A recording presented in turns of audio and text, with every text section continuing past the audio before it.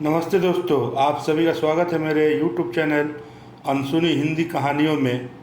आज हम लोग सुनने वाले हैं बहुत ही मज़ेदार कहानी, एक आंटी और एक छोटे बच्चे की कहानी। कृपया इस कहानी को पूरा सुनिएगा, बहुत मज़ा आएगा दोस्तों। मेरा आपसे वादा है, ऐसी कहानी आप लोगों ने आज तक कभी नहीं सुने होंगे। अगर कहानी पसंद आएगा तो वीडियो को लाइक करिएगा और चैनल को सब्सक्राइब जरूर करिएगा। चलिए सुनते हैं कहानी। बचपन और जवानी के बीच एक ऐसा समय होता है जिसे हम टीन एज कहते हैं, और इस उम्र में हर लड़के के जीवन में एक न एक ऐसा किस्सा होता है जिसे वो सिर्फ अपने अंदर ही रखता है। किसी से उस किस्से को शेयर करने से घबराता है। ये किस्सा भी ऐसा ही एक किस्सा है। मैं बंगाल के एक छोटे से शहर अंदल में रहता था। बचपन से ही मेरी गिनती मोहल्ले के मेधावी छात्रों में होती थी। उस समय मेरी उम्र करीब 17-18 साल होगी। मैंने जस्ट जवानी की दहलीज पर कदम ही रखा था। मैं पढ़ने लिखने में जितना अच्छा था, खेल कूद में भी उतना ही अव्वल था। हर बार मोहल्ले के क्रिकेट टूर्नामेंट में हमारी टीम ही जीतती थी और मैं था मेरी टीम का कैप्टन। सब कुछ ठीक ठाक चल रहा था, लेकिन एक दिन जब मैं अपने क्रिकेट ग्राउंड में खेल रहा था, हमारी गेंद मैदान के पास रहने वाले मकान में चली जाती है। वो मकान पहले खाली था, अभी हाल फिलहाल ही कोई फैमिली आई है वहाँ रहने के लिए। चूंकि गेंद मेरी वजह से उनके घर में गई थी, इसलिए मुझे ही गेंद लेने जाना पड़ा। मैंने सोचा पता नहीं कैसी फैमिली होगी, अगर मेरी टीम के सामने ही मुझे डांट लग गई तो फिर मेरा तो कचरा हो जाएगा। इसलिए मैंने मकान के बरामदे की दीवार लांघ कर चुपचाप गेंद लाने की सोची और मैं चुपचाप बिना आवाज किए दीवार पर चढ़ गया। अचानक मेरी नजर मकान की खिड़की पर गई। मैंने देखा एक 30-32 साल की औरत सिर्फ टॉवल में बाथरूम से निकल रही थी। वो नजारा देख मैंने अपने जीवन में पहली बार अपने अंदर यौवन को महसूस किया था। मैं गेंद के बारे में भी भूल ही गया। अब मैं सिर्फ छुप छुप कर उस औरत को देखने लगा, लेकिन तभी मेरे एक दोस्त ने मुझे आवाज लगाई और आवाज सुनकर उस औरत की नजर मुझ पर पड़ी। जैसे ही मेरी नजर उनसे मिली, मेरा बैलेंस बिगड़ गया और एक जोरदार चीख से मैं सीधा नीचे आ गिरा। मेरे दोस्त और वो औरत मेरी चीख सुनकर मुझे देखने के लिए बरामदे में आए। वहाँ मैं औंधे मुंह लेटा पड़ा हुआ था। मेरे दोस्त ने मुझे उठाया ही था कि वो आंटी सामने प्रकट हो गई। आंटी बोली, सुनो, तुम लोग इसे घर में लेके आ जाओ, मैं इसकी फर्स्ट एड ट्रीटमेंट कर देती हूँ।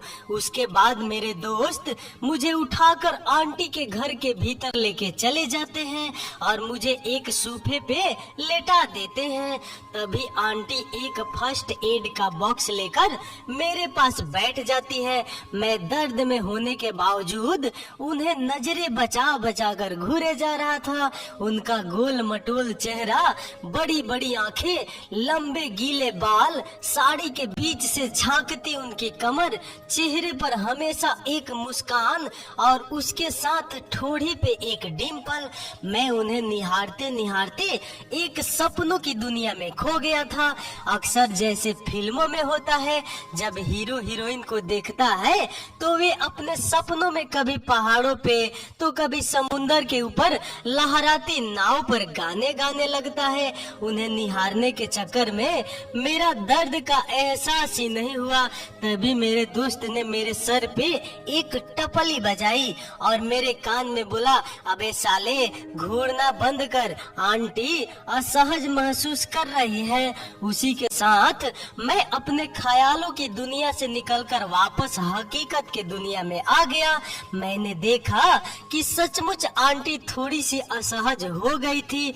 मैं उस समय शर्म से लाल हो गया था, लेकिन मेरा दिल जोरों से धड़क रहा था और मेरा दिल मुझसे कह रहा था कि बेटा संजू, यही है तेरा पहला प्यार। उस दिन वो चोट मेरे पैर में नहीं बल्कि मेरे दिल में लगी थी। मैं ये तक भूल गया था कि वो पहले से शादीशुदा है और मुझसे उम्र में भी बड़ी है।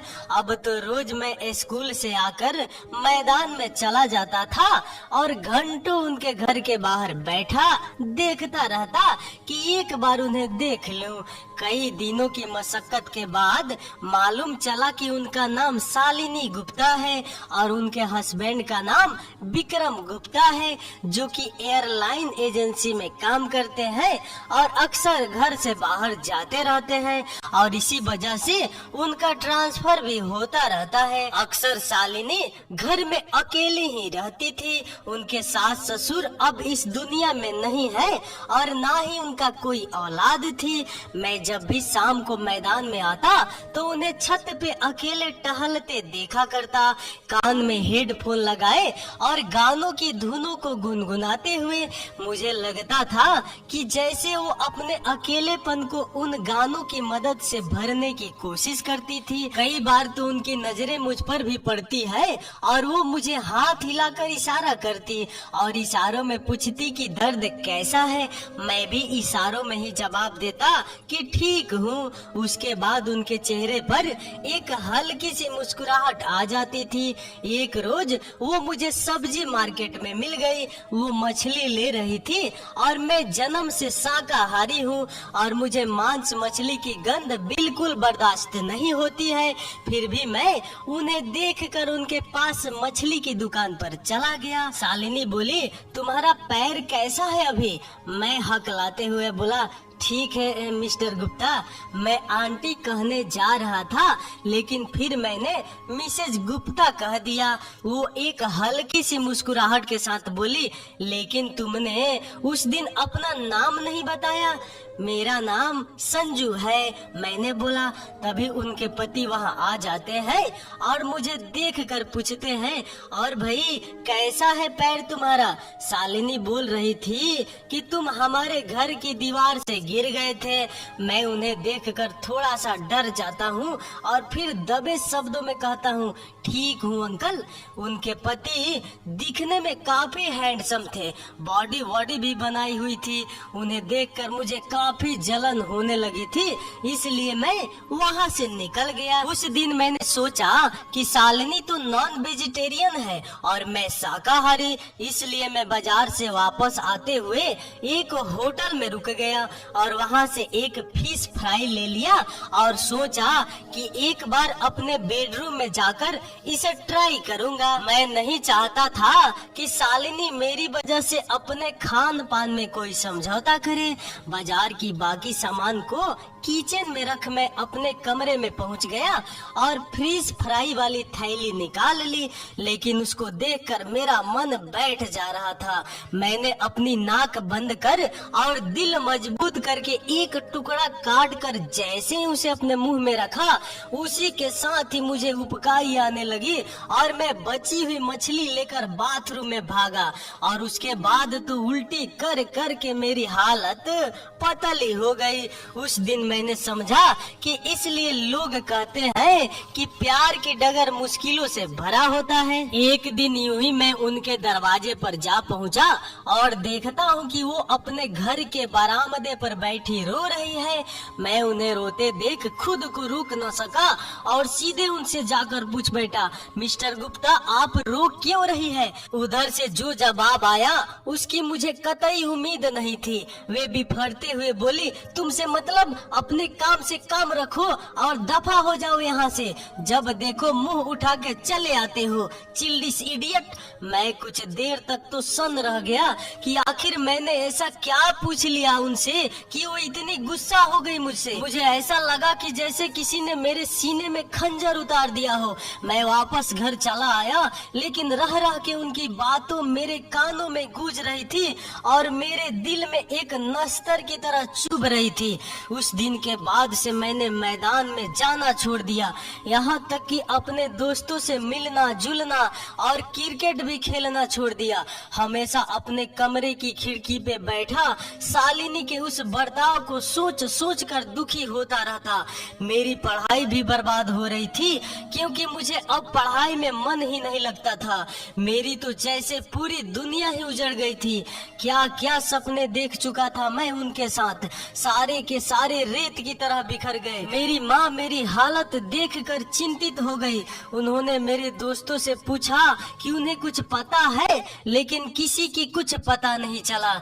एक दिन मैं अपने खिड़की पे बैठा मैदान की तरफ देख रहा था कि मैंने देखा कि शालिनी मैदान में मेरे एक दोस्त से कुछ बात कर रही थी। आज कितने दिनों बाद मैंने शालिनी को देखा था, लेकिन फिर मेरे सामने उसका वो गुस्से से लाल चेहरा याद आ गया और मैं खिड़की बंद करने ही जा रहा था कि देखता हूँ मेरा एक दोस्त शालिनी को मेरी खिड़की की तरफ इशारा करके कुछ कहता है। चूँकि मेरा घर मैदान के बाजू में ही था, इसलिए शालिनी को मैं दूर से ही दिख गया। वो मुझे हाथ से इशारा कर मैदान में बुलाने लगी।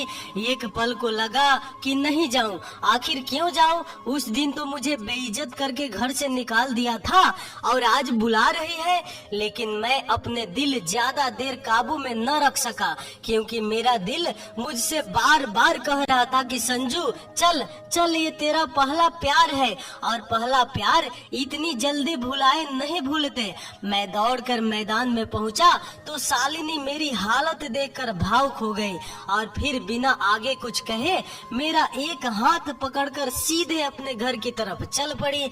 मैं भी एक छोटे बच्चे की तरह उनके पीछे पीछे चल रहा था और कभी उनके चेहरे को तो कभी उनके द्वारा मेरे हाथ को थामे हुए उनके हाथ को देख रहा था। मुझे मेरे दर्दे दिल की दवा मिल चुकी थी। शालिनी मुझे लेकर सीधे अपने बेडरूम में ले आई और फिर बेडरूम का दरवाजा बंद करके बोली, शालिनी बोली, संजू उस दिन के लिए मैं तुमसे माफी मांगती हूँ। दरअसल उस दिन मुझे किसी और पर गुस्सा था और वो गलती से तुम पर निकल गया।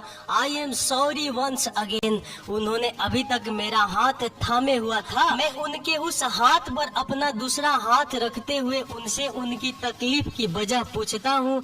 वो अपने हाथों को मेरे हाथों से निकालते हुए कहती है, तुम अभी छोटे हो इन सब बातों के लिए। मैं बोला, मैं इतना भी छोटा नहीं हूँ कि आपकी तकलीफ सुन न सकूं। शालिनी की आंखें नम हो जाती है और फिर वो भरे गले से कहती है, दरअसल मुझे पता चला है कि मेरे हस्बैंड की एक और वाइफ है जो कि नागपुर में रहती है और अब मेरे पति मुझे उस औरत के लिए तलाक दे रहे हैं। इतना कहकर वो सुबक सुबक कर रोने लगती है और रोते रोते अचानक मेरे गले से लिपट जाती है। पहली बार मेरे बदन ने नारी देह को छुआ था, गलत मौके पर ही सही, लेकिन मुझे बहुत सुख का अनुभव हुआ। वो कुछ देर तक मेरे कंधे पर सर रख कर रोती रहती है। मैं उनकी गर्म सांसें और उनकी धड़कन की आवाज साफ महसूस कर पा रहा था। उनके आंसुओं से मेरा कमीज भीग चुकी थी। उसके बाद वो खुद को संभाल कर अपने आंसू पोंछती है और फिर कहती है, मैंने बेकार ही तुम्हें भी अपने दुख में शामिल कर लिया। मैं बोला, आपने मुझे बताकर अच्छा किया, इससे आपका मन हल्का हो गया। ऊपर से तो मैं उनके हाल पे दुख व्यक्त कर रहा था, लेकिन कहीं न कहीं अंदर से खुश भी था उनकी तलाक से, क्योंकि मैंने सोचा कि अब तो उनकी जिंदगी में सिर्फ और सिर्फ मैं ही रहूंगा। तभी डोरबेल बजती है और शालिनी जाकर दरवाजा खोलती है और दरवाजे पर उन्हें एक पोस्टमैन मिलता है जो कि एक चिट्ठी शालिनी को दे देता है। शालिनी चिट्ठी को पढ़ते हुए बेडरूम में घुसती है। उसके आंसू तो जैसे रुकने का नाम ही नहीं ले रहे थे। फिर वो मेरे सामने आकर धम से बैठ गई और उसके हाथ से वो चिट्ठी छूट कर नीचे गिर गई। मैं झट से उस चिट्ठी को उठाकर देखता हूँ तो पता चलता है कि वो तो एक तलाकनामा था और उस तलाकनामे के अनुसार विक्रम उसे तलाक दे रहे हैं और उसके बदले उन्हें अपने जायदाद में से ये घर और साथ ही 15 लाख रुपए भी दे रहा था। मैंने देखा कि उस चिट्ठी के साथ एक 15 लाख का चेक और इस घर के कागजात थे जो कि अब शालिनी के नाम पर थे। शालिनी रोते हुए बोली, मेरे पापा ने मुझे मना किया था विक्रम से शादी करने के लिए, लेकिन मैंने अपने पापा की एक न सुनी और उसके साथ भाग कर शादी कर ली थी। शायद मुझे मेरे पापा के दिल तोड़ने की सजा मिल रही है। मैं बोला, आप रोइए नहीं, उस जैसे आदमी के लिए अगर आप आंसू बहाती है तो ये तो आपके आंसुओं का अपमान होगा। मैंने तो उन्हें चुप कराने के लिए ऐसे ही एक फिल्म का डायलॉग चिपका दिया था, लेकिन मैंने देखा कि मेरा वो डायलॉग काम कर गया। वो चुप हो गई, फिर बोली, तुम सही कह रहे हो, मैं आत्मनिर्भर बनूंगी, जॉब करूंगी और फिर से अपने पैरों पर खड़ी होकर दिखाऊंगी। फिर कुछ देर शांत रहने के बाद फिर से रोने लगी और बोली, लेकिन प्यार तो नहीं मिलेगा दोबारा। मैंने मन ही मन सोचा कि तुम्हारा प्यार तो तुम्हारे सामने बैठा है, बस एक उम्र का तकाचा है, वरना आज ही तुम्हें अपने दिल की बात कह देता। खैर कोई नहीं, एक न एक दिन तो मैं अपने दिल की बात तुम्हें बता कर ही रहूंगा। उस दिन के बाद से मुझे शालिनी के घर जाने के लिए किसी बहाने की जरूरत नहीं पड़ती थी। मैं जब दिल करता उनके घर पहुंच जाता। वो भी मेरे आने से बहुत खुश हो जाती थी, क्योंकि मेरे आने से उनका अकेलापन दूर हो जाता था। उन्होंने मेरे कहने पर एक वीडियो गेम खरीद लिया था। अब हर शाम को स्कूल से लौटने के बाद मैं सीधे उनके घर पहुंच जाता और फिर हम दोनों बैठकर घंटों वीडियो गेम खेलते और एक दूसरे के साथ बैठ घंटों इधर उधर की गप्पे हाँकते। मुझे लगने लगा था कि हो न हो शालिनी भी मुझे चाहने लगी है, लेकिन मैं अपने जज्बात उनके सामने रखने से डर रहा था, क्योंकि मैं जो भी सोचूं, लेकिन सच तो यही था कि वो मुझसे उम्र में काफी बड़ी थी। मैंने सोचा कि जैसा चल रहा है वैसा ही चलने देता हूँ। मैं नहीं चाहता था कि जल्दीबाजी में मैं अपने प्यार को खो दूं। अक्सर शालिनी मेरे लिए कुछ न कुछ डिलीशियस स्नैक्स बनाती थी, क्योंकि उन्हें कुकिंग का बड़ा शौक था और सच कहूँ तो वो बहुत ही टेस्टी खाना बनाती थी। एक दिन उन्होंने मेरे लिए चिकन पकौड़ा बना दिया, क्योंकि उन्हें चिकन पकौड़ा बहुत पसंद था, लेकिन उन्हें ये नहीं पता था कि मैं एक शुद्ध शाकाहारी बंदा हूँ, जिसने आज तक अंडे तक को हाथ नहीं लगाया था। मैं शाम को जैसे ही उनके घर पहुँचा तो देखा सामने प्लेट पर पकौड़े रखे हुए हैं। पकौड़ी का साइज देखने के बाद एक बार तो मुझे शक हो गया था कि ये किस चीज की पकौड़ी है, लेकिन मैंने शालिनी के सामने उसे जाहिर नहीं होने दिया। हम दोनों सोफे पर बैठ गए और वे बड़े मजे के साथ पकौड़े सॉस के साथ खा रही थी और गेम खेल रही थी। लेकिन उस रोज की उल्टी के बाद मेरी हिम्मत नहीं हो रही थी कि मैं इस पकौड़े को एक भी बाइट लूं। तभी शालिनी ने कहा, क्या हुआ, पकौड़े अच्छे नहीं बने हैं? क्योंकि तुमने अभी तक एक भी नहीं खाया है, जल्दी से खा लो, वरना तो मैं सारा चट कर जाऊंगी, क्योंकि मुझे चिकन पकौड़े बहुत पसंद है। मैं नौ खाने के बहाने बनाते हुए बोला, तो ठीक है, आप ही सारा खा लो, आपका तो ये इतना पसंद है, मैं किसी और दिन खा लूंगा। शालिनी बोली, अरे मैं तो यूं ही कह रही थी, मैं इतने सारे अकेले थोड़ी न खा पाऊंगी। तभी उसने एक पकौड़े को उठाकर मेरे मुंह में डाल दिया और हंसते हुए बोली, मेरे हाथ से एक खा लो, बाकी का खुद खा लेना। उनके हाथ से खाने की खुशी में ये लगा ही नहीं कि मैं चिकन पकौड़ा खा रहा हूँ, लेकिन कुछ ही क्षण बाद जब मेरे दांत से एक नुकीली चीज टकराई और मैंने उसे अपने हाथ से उसे निकाल कर देखा तो एक हड्डी का टुकड़ा था। उसके बाद मैंने खून के घूंट और अपने उबकाइयों को संभालते हुए किसी तरह से मुंह में रखा वो पीस खत्म किया। उसके बाद मैंने शालिनी से कहा कि मुझे बाथरूम जाना है। बाथरूम जाने के बाद मैंने फल्स ऑन कर दिया, जिससे कि मेरे उल्टी की आवाज बाहर ना जा सके। 10 मिनट बाद मैं बाथरूम से निकला और एक बनावटी हंसी हंसते हुए कहा कि मुझे अपना होमवर्क खत्म करना है, तो मैं कल आपसे मिलता हूँ। शालिनी को मेरा व्यवहार अजीब लगा, लेकिन फिर भी वो कुछ नहीं बोली और मुझे हाथ में 2 पकौड़े देते हुए कहा, ठीक है, ये दोनों घर जाते हुए खा लेना। मैंने हाँ में सर हिलाया और अपने घर की ओर मुड़ चला और फिर आजू बाजू देखकर वो दोनों पकौड़े मैदान के एक कोने में फेंक दिए। मैं घर पहुंचकर सीधे बाथरूम में घुस गया और आधे घंटे तक ब्रश करने के बाद ही निकला और फिर मैंने माँ से कहा कि आज मुझे भूख नहीं है और मैं आज सिर्फ दूध ही पीऊंगा, क्योंकि उस पकौड़े ने मेरा पूरा मुंह का स्वाद ही खराब कर दिया था।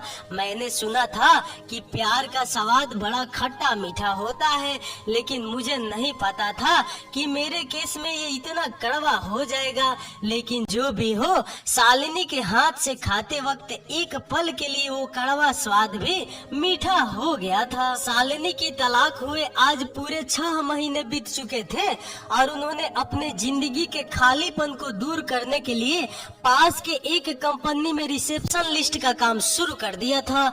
लेकिन उसमें भी मेरा एक फायदा हो गया था, क्योंकि उनका ऑफिस मेरे स्कूल से कुछ मिनटों की ही दूरी पर था, जिसकी वजह से हम दोनों साथ ही घर से निकलते और वापसी के समय भी साथ ही आते। अगर मुझे लेट हो जाता तो वो मेरे स्कूल के गेट के पास आ जाती और अगर उनको ऑफिस में लेट हो जाए तो मैं उनके ऑफिस के बाहर उनका इंतजार करता रहता था।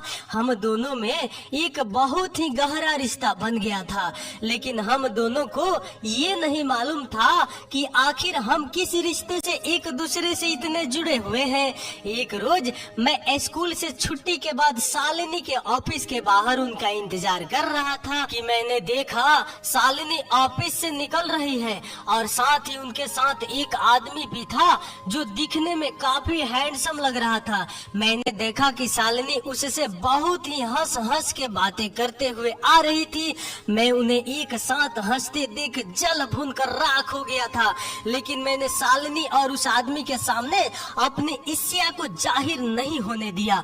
वो लोग गेट के पास पहुँचे और जब उस आदमी की नजर मुझ पर गई तो उसने शालिनी से पूछा, ये कौन है, तुम्हारा भतीजा है क्या? शालिनी बोली, नहीं, ये तो मेरे पड़ोस में रहता है, बहुत ही अच्छा लड़का है, मेरा बहुत ख्याल रखता है। भतीजा शब्द सुनकर मेरा खून खौल उठा। मन तो किया कि बोल दूं, भतीजा होगा तेरा बाप, लंबू साला, लेकिन चेहरे पर झूठी हंसी रखते हुए मैंने शालिनी का हाथ पकड़कर उसे घर की तरफ चलने के लिए खींचा। शालिनी मेरे हाथ के खींचने से थोड़ी सी असहज हो गई थी, क्योंकि उस आदमी की नजर मेरे हाथों पर थी। उसके बाद शालिनी ने उस आदमी को अलविदा कहा और मेरे साथ घर की तरफ चल पड़ी। रास्ते में उसने मुझसे कहा, संजू, तुमने मेरा हाथ उस समय क्यों खींचा था पता है? वरुण को ये कितना खराब लगा होगा।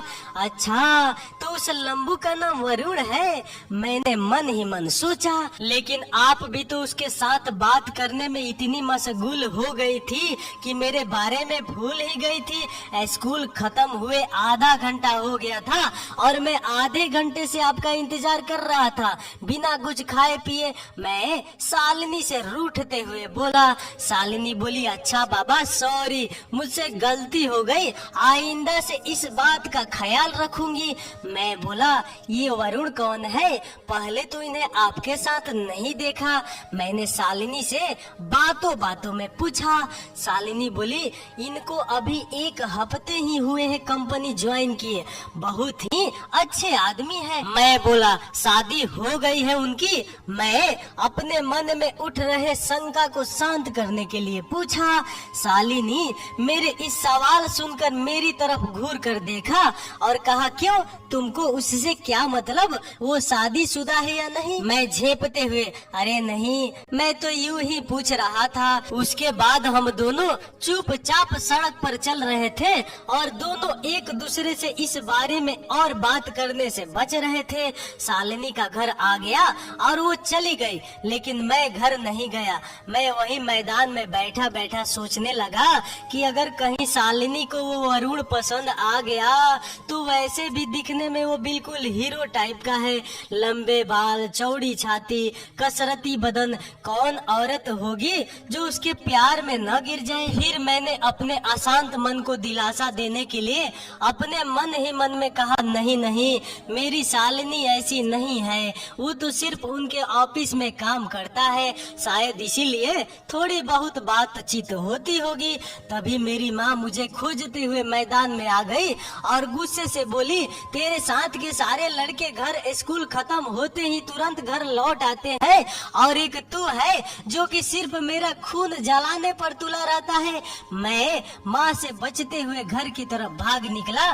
पीछे से माँ के डांटने की आवाजें आती रही, लेकिन उस रात माँ और पापा दोनों ने मेरी जमकर क्लास ली और मुझे कहा, अपना फोकस सही करो, एग्जाम में अब सिर्फ 3-4 महीने ही बचे हैं, 12वीं का रिजल्ट ही तुम्हारा आगे का भविष्य तय करेगा।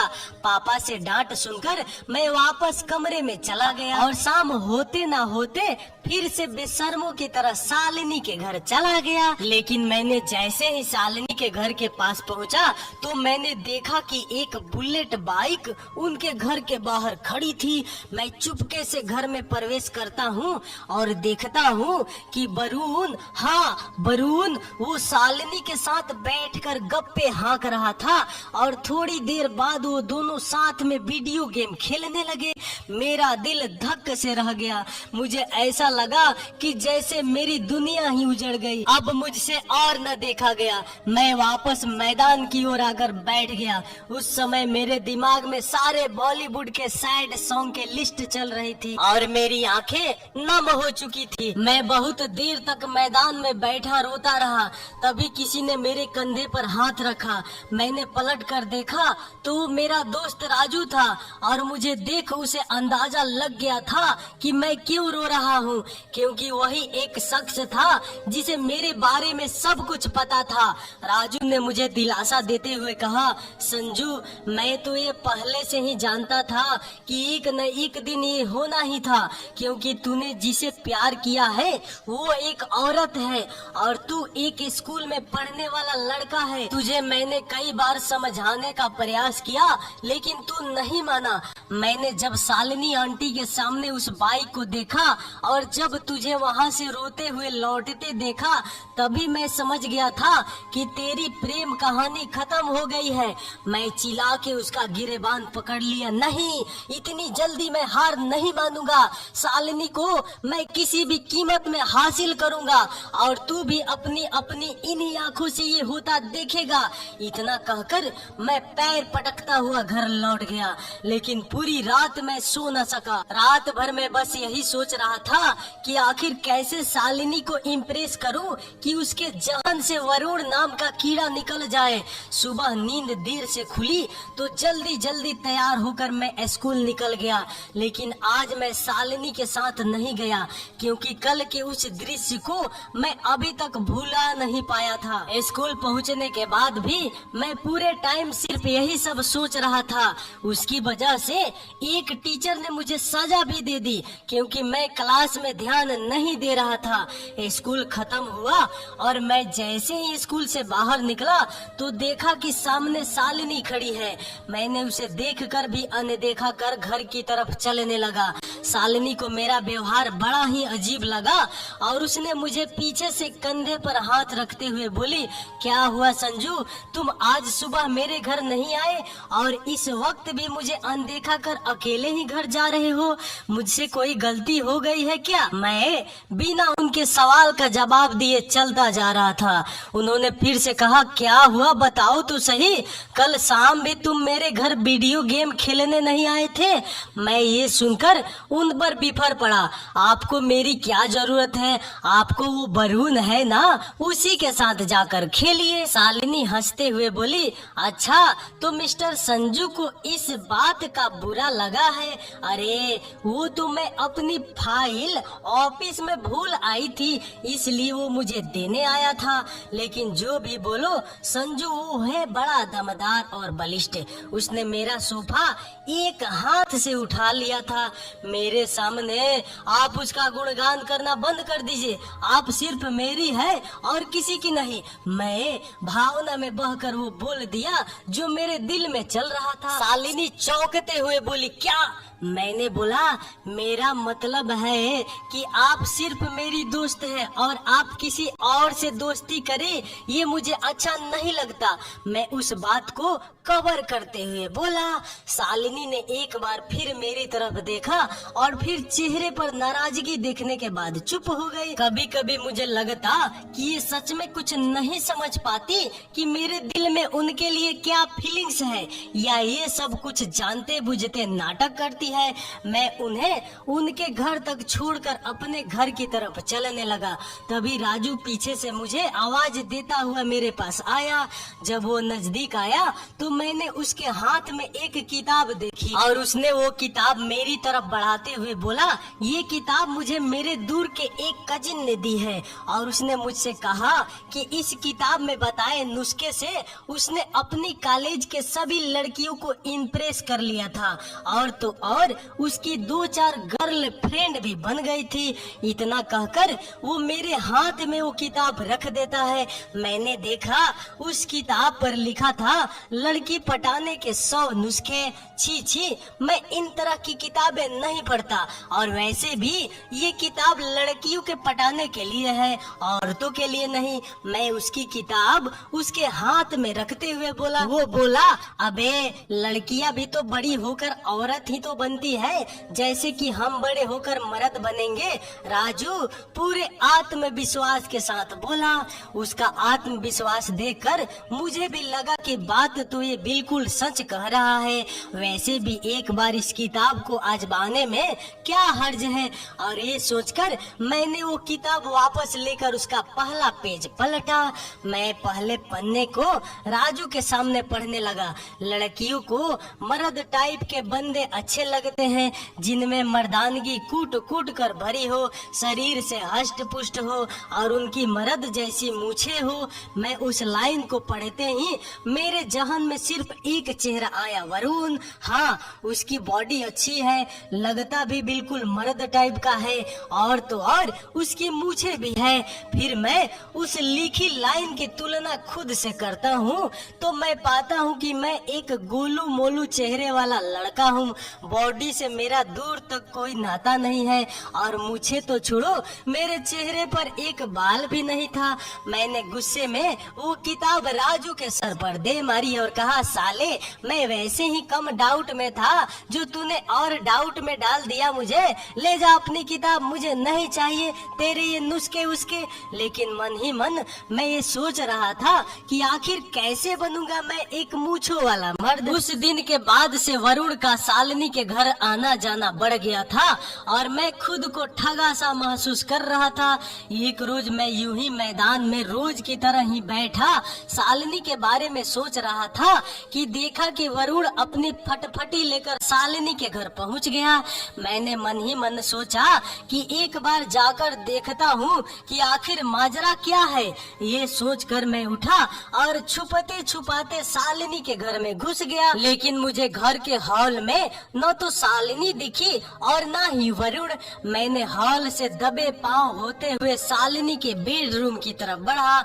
देखा तो बेडरूम का दरवाजा खुला हुआ था और अंदर से बहुत ही अजीब अजीब सी आवाजें आ रही थी। मैंने दरवाजे को थोड़ा सा हटा के अंदर देखा और मेरा मुंह खुला का खुला रह गया।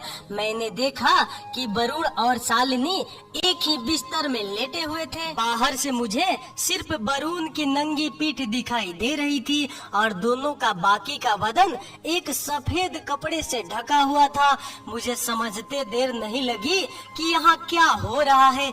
मुझे ऐसा लगा कि जैसे किसी ने मेरे हृदय पे कोई कुठारा घात किया हो।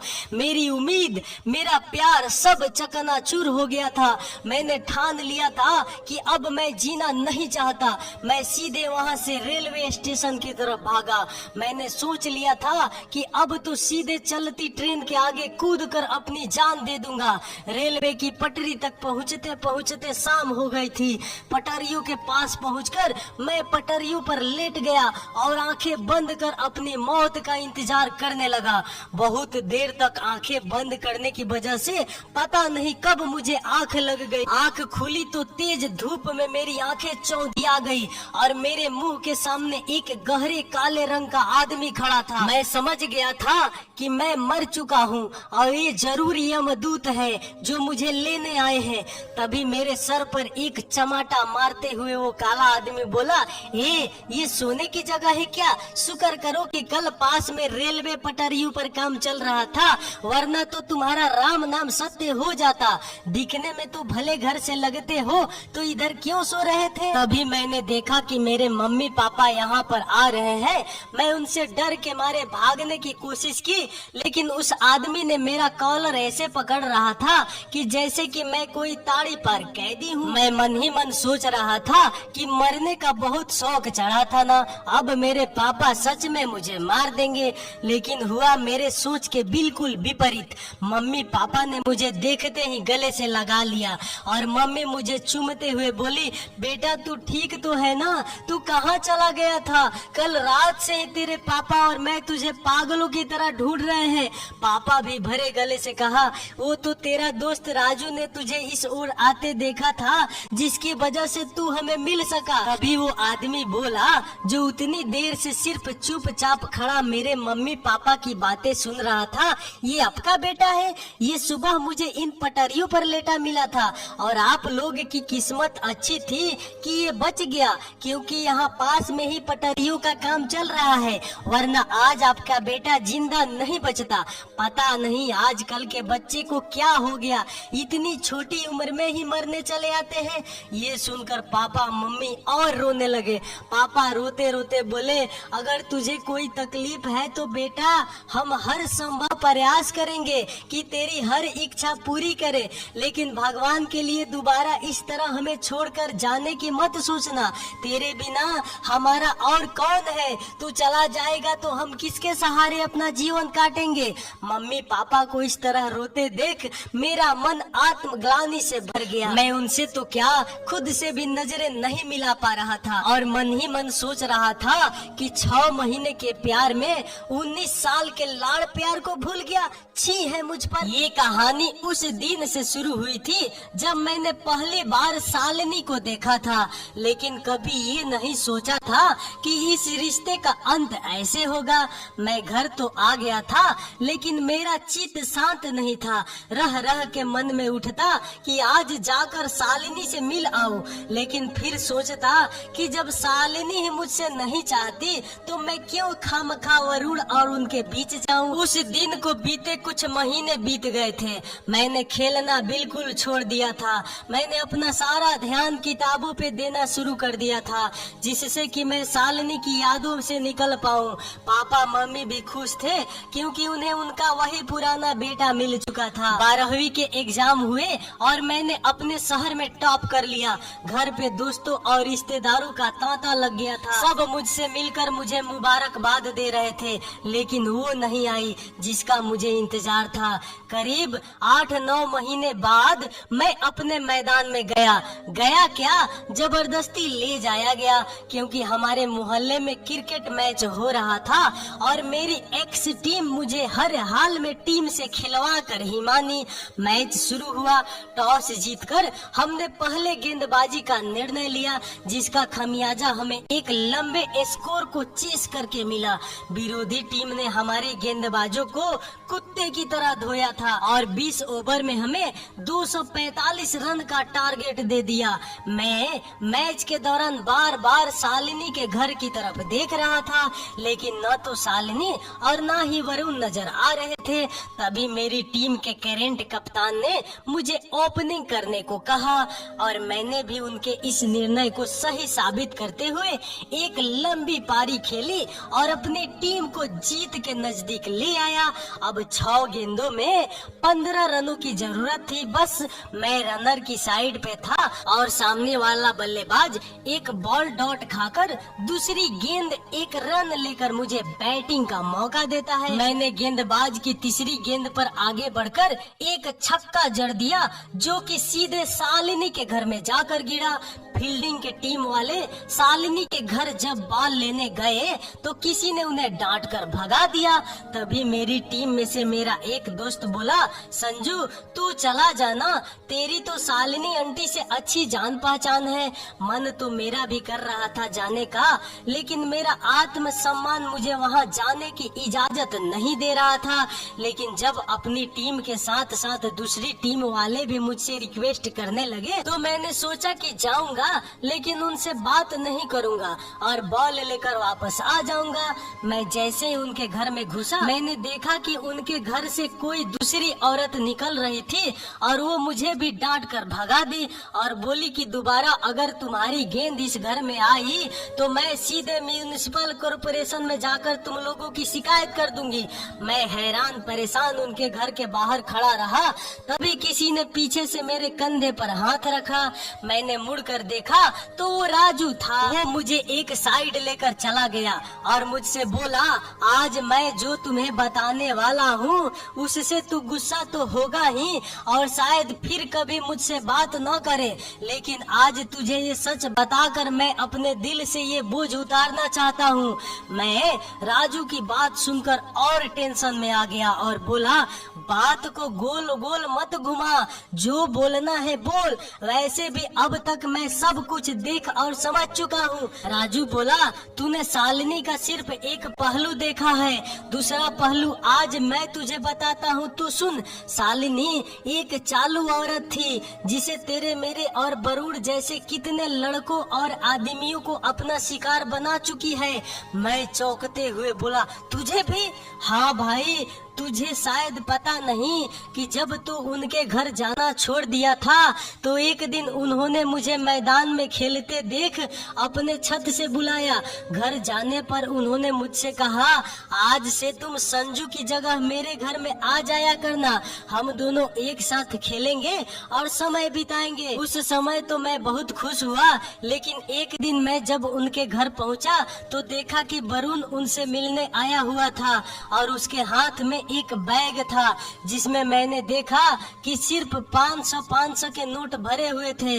मुझे कुछ समझ में नहीं आ रहा था। मैं बाहर खड़ा बरूड़ के जाने का इंतजार करने लगा और उसके जाने के बाद चुपचाप कमरे में दाखिल हुआ, लेकिन सामने का दृश्य रोंगटे खड़े कर देने वाले था।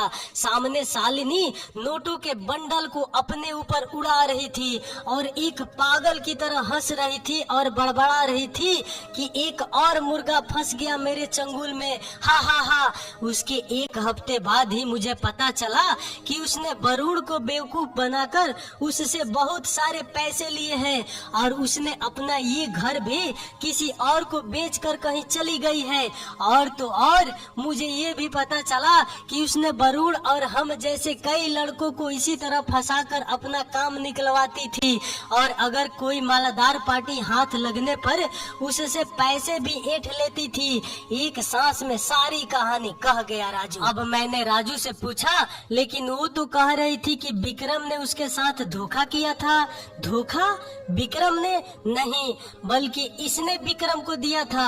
लेकिन विक्रम एक इज्जतदार परिवार से था तो उसने इस छीछा लेदर से बचने के लिए उसे ये घर और पैसे देकर अपना पीछा छुड़वा लिया। राजू बोला। मैं उसकी बात सुनकर शालिनी के साथ बिताए पल याद करने लगा और मुझे राजू की हर एक बात सच लगने लगी थी, क्योंकि शालिनी अक्सर मुझसे बाजार से सामान मंगवाती थी, घर के बर्तन धुलवाती थी, जो उस समय मुझे लगता था कि वो मुझे अपना समझती है, इसलिए मुझसे ये सब काम करवाती थी। उस दिन के बाद से मेरी जिंदगी पूरी तरह बदल गई थी। अब मैं दिल के साथ दिमाग से भी सोचने लगा था, क्योंकि मैं जान गया था कि दुनिया ऐसे लोगों से भरी पड़ी है। अब कुछ सालों के बाद कई साल बीत गए, आज मैं एक बैंक में मैनेजर हूँ और किस्मत से मुझे कोलकाता यानी कि मेरे होम टाउन में ही नौकरी मिल गई थी और जिंदगी बड़े ही सुकून से चल रही थी। एक रोज मैं अपने केबिन में बैठा अपना काम कर रहा था कि एक महिला मेरे केबिन में दाखिल होती है। मैंने बिना उनकी तरफ देखे उन्हें बैठने को कहा और उनसे पूछा कि क्या बात है। महिला ने धीमे गले से कहा, संजू, मैं चौंक कर सर ऊपर करके देखता हूँ और देखता हूँ कि सामने बैठी महिला कोई और नहीं, शालिनी थी। हाँ, लेकिन अब वो शालिनी नहीं रही क्योंकि उनके सर के बाल कुछ सफेद हो गए थे और चेहरा भी तो ढल गया था। वक्त ने उनकी खूबसूरती को बदसूरती में बदल दिया था। मैं गले को खखारते हुए बोला, बोलिए आंटी, मैं आपकी क्या मदद कर सकता हूँ। वो मेरे मुंह से आंटी शब्द सुनकर मुस्कुराई और कहा, चलो आज तो तुमने मुझे आंटी मान ही लिया। कोई नहीं, मैंने तुम्हें एक दो बार बैंक में देखा था तो सोचा तुमसे मिलती हूँ। अगर फुर्सत हो तो कभी आना मेरे कोलकाता वाले फ्लैट में, दोनों बैठ के बातें करेंगे और पुरानी यादें ताजा करेंगे। ये सुनकर मेरा जबड़ा नफरत से सख्त हो गया, लेकिन मैंने चेहरे पर एक झूठी हंसी रखते हुए बोला, सॉरी आंटी, आजकल मैं पराई औरतों के घर नहीं जाता और अगर आपको कुछ काम है तो कहिए या फिर आप जा सकती है क्योंकि मुझे बहुत सारा काम है। शालिनी समझ चुकी थी अब ये बचपन वाला संजू नहीं रहा जो उसके बहकाव में आ जाएगा। वो चुपचाप अपनी कुर्सी से उठी और बाहर निकल गई। उसके चेहरे की हताश साफ बता रही थी कि इस बार उसकी दाल नहीं गली। मैं भी मन ही मन मुस्कुरा उठा और मन ही मन में सोचा, चलो इसे ही इस कहानी का एक सुखद अंत मान लिया जाए।